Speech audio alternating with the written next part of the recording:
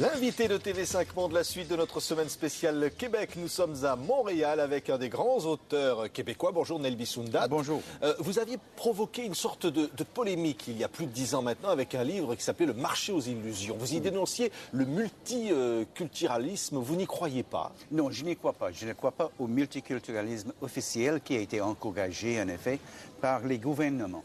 Je crois à un autre multiculturalisme qu'on trouve dans les rues, où les gens qui viennent d'ailleurs se rencontrent, se connaissent, s'influencent et sont en train, je crois, de créer une sorte de nouvelle culture à cause de ces influences diverses.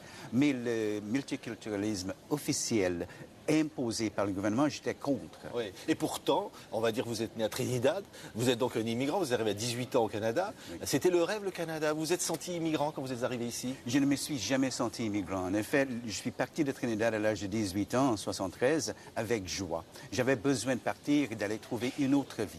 Alors, quand je suis arrivé à Toronto, en effet, en 73, c'était avec joie, un sens de l'aventure.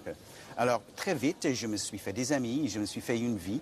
Et après quelques mois, déjà, je me sentais chez moi. Je n'ai jamais vécu ces sentiments d'être immigrant, d'être exilé, d'être déraciné. Oui. Parce que vous avez le sentiment que revendiquer une appartenance nationale, c'est s'exclure du reste du monde?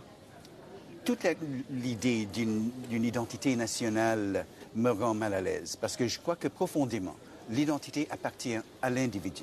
Et c'est à chaque individu, en effet, de se connaître, de faire son chemin dans la vie. Et on évolue énormément.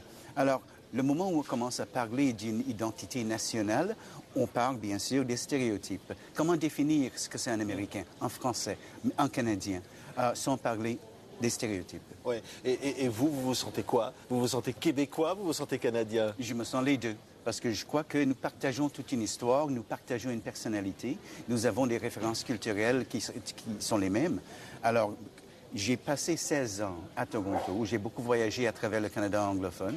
Je vis au Québec maintenant depuis une vingtaine d'années, 7 ans à Montréal, 16 ans à Québec.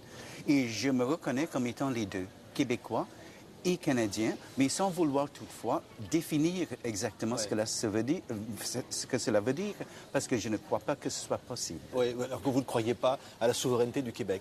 Je ne suis pas souverainiste. Ouais. Non, je ne suis pas souverainiste. Je crois que, mais c'est une question politique, question d'émotion également. Oui, il y a tout un débat qui a déjà entouré la question. Mais je dois avouer que sur le plan émotif, je ne peux pas me défaire du Canada parce que je suis Canadien aussi. Oui. Et le monde autour vous fait peur quelque part? Parce que par exemple, il y a eu ce livre, La clameur des ténèbres. Le prochain s'appelle Carte postale de l'enfer, qui va sortir en France, notamment au mois d'août. Tout ça décrit un monde finalement qui fait peur, un monde de terrorisme, un monde où finalement il faut rester soi. Dans mes romans, ce que j'essaie de faire, c'est d'explorer tout simplement la vie humaine. Il y a des situations, et c'est ce qui me fascine surtout, dans lesquelles un individu ne contrôle plus sa vie.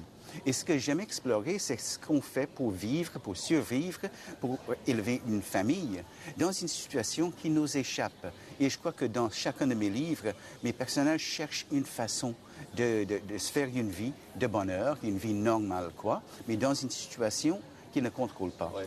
Cela me fascine. Ouais. Et en même temps, vous écrivez vos livres en anglais, toujours, mais vous pensez en français.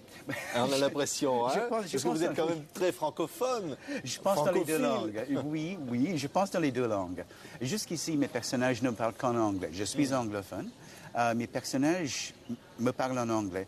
Mais je reconnais aussi, parce que je passe 90% de ma vie en français à Québec, à l'université à Laval.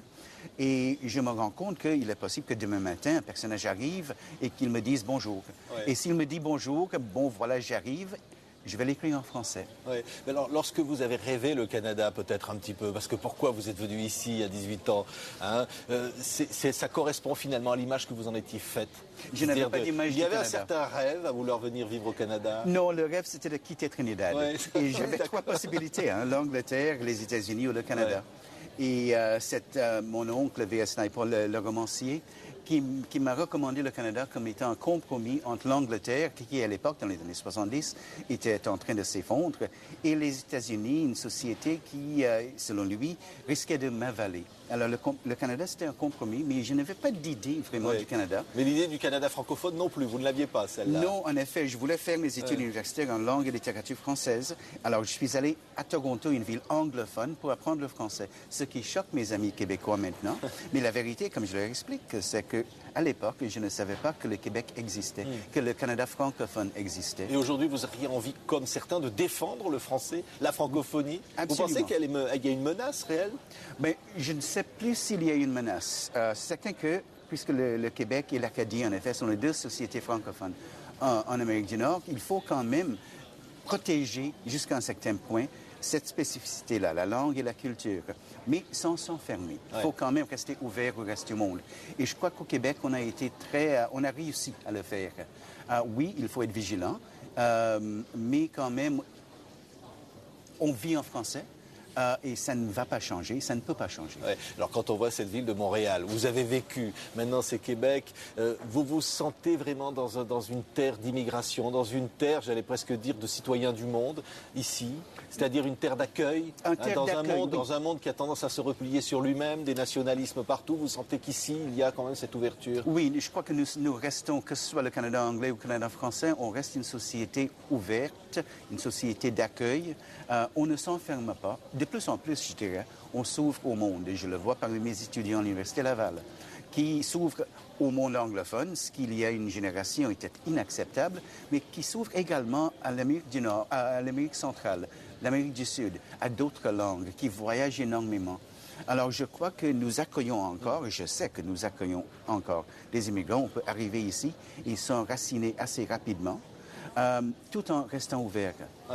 L'écrivain que vous êtes a parfois eu peur d'être récupéré politiquement parce que vos livres, on le disait le premier, a suscité des débats jusqu'au Parlement. Hein, oui, mais je me connais, je suis romancier. Et un romancier doit être libre. Toute l'idée de l'écrivain engagé me fait peur parce que je pense qu'on peut se faire avaler par une vie politique et on peut faire écraser ses talents littéraires en engageant trop une vie politique. Alors, j'ai dû me protéger. Alors, je me considère, malgré mon implication politique jusqu'à un certain point, je suis romancier et c'est là que je reste.